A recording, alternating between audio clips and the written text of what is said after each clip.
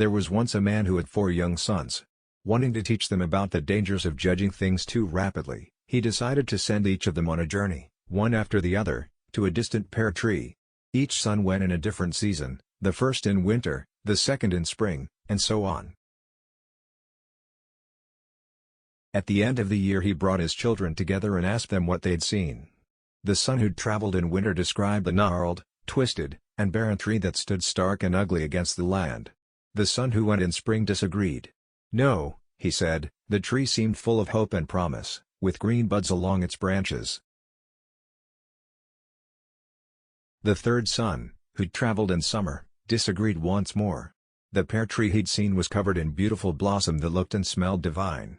Finally, the last son, who'd made the journey in fall, disagreed again, describing a tree laden with sweet and delicious pears that tasted better than any he'd eaten before.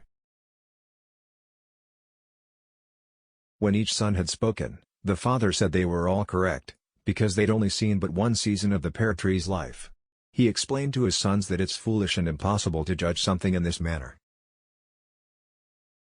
The essence of something, whether it's a tree or their fellow man, can only be measured as a whole, at the end of the year, having seen it in its fullness. To make your judgment in winter is to miss the promise of spring, the beauty of summer, and the fruit in fall. Moral of the story: refuse to judge yourself, life, or other people based upon a single mistake or challenging time. Refuse to let the pain of one season destroy the joy of those to come.